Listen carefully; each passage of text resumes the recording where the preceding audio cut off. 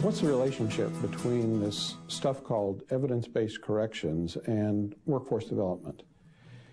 And we ask the question almost like they're totally unrelated things, and they're not. Many industries have gone to becoming more evidence-based, meaning there ought to be bodies of knowledge that improve on the business that we are in. It starts with our having to be clearer about what are the outcomes, what are the products, what are we producing in our industry.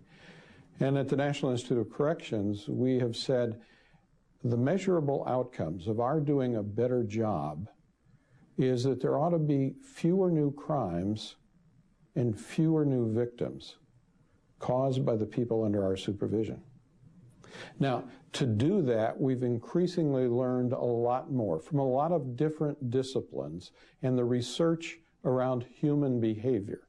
And so we now look at populations. We look at large numbers of people, whether they're coming through our institutions or through our courts, and we start disaggregating that population, much like an insurance underwriter would.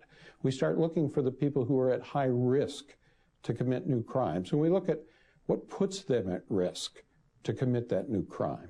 And are there things that we can do, either external controls or, more importantly, internal controls that we can build within that person that, again, get us to that fewer new crimes, fewer new victims.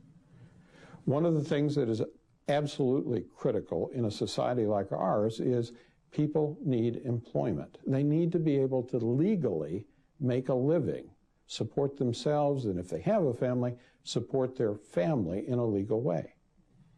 Much of the research that we have around evidence-based correction says what puts them at risk to commit new crimes are many of the things that put them at risk to not get employed or not keep employment. So it's the issues of attitudes. It's the people who we hang out with. It's our thinking processes.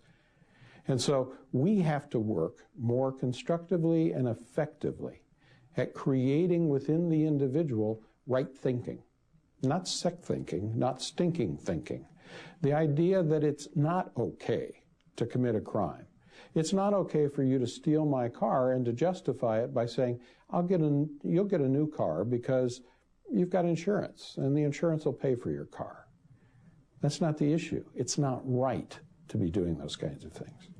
When we start looking at that individual and getting them ready for the work world, it's not just about do they have skills to take into that work world, but it's their thinking process. What's their attitudes? How do they handle the responsibility of getting up and going to work every day?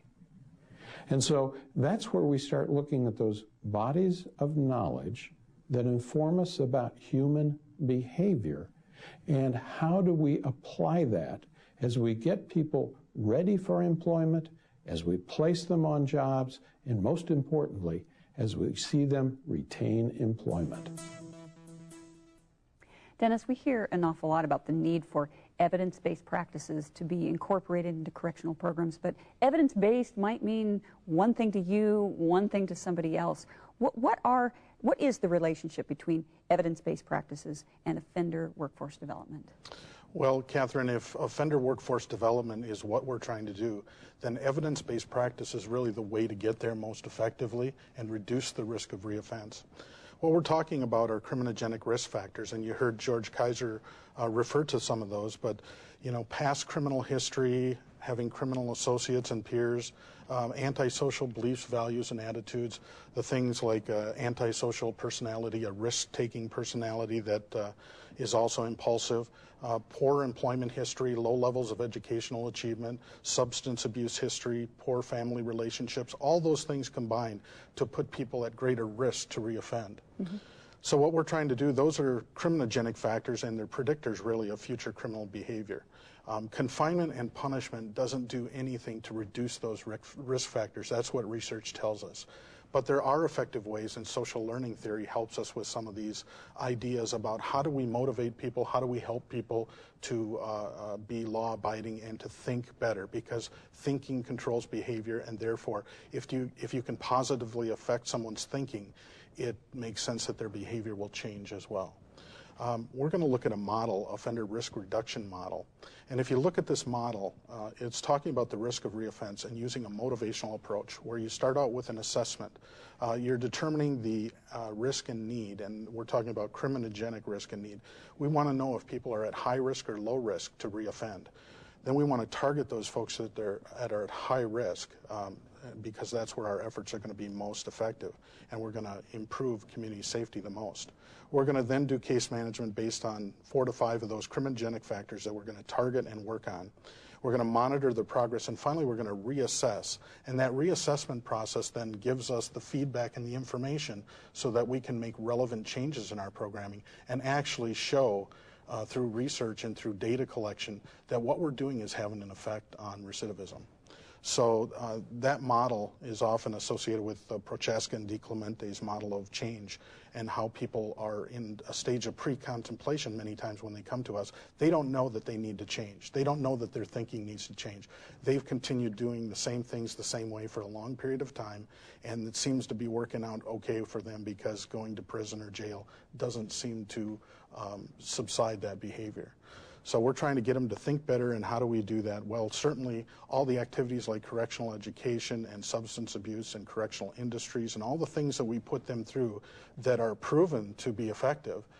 It's just the nuances of what we do and what we offer in those programs and how we model and offer pro-social models in those areas. And if we want our correctional programs to be most effective, then they should be evidence-based, and there is a set of principles that you really should refer to when you're deciding whether your program is evidence-based or meets that criteria. Right, and we'll show those on the screen as well. And these are known as the 8 principles of effective intervention with offender population.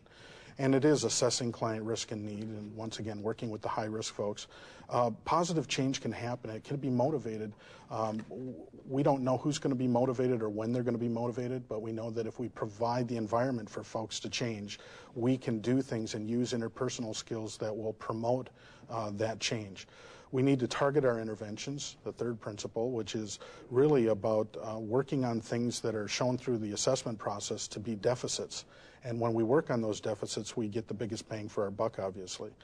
Skill training with directed practice, and that's where, you know, a well-trained, motivated staff, which is probably our greatest asset in correctional industry, is our folks that can work effectively with the offenders and be those pro-social models and help them to think more positively and reduce their risk of reoffense. Increasing positive reinforcement, and we're taught that it's 4 to 1, 4 positives to every negative.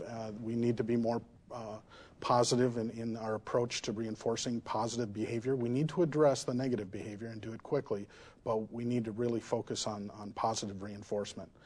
Ongoing support in the natural communities, and once again, that collaboration piece with the faith-based and community organizations is huge.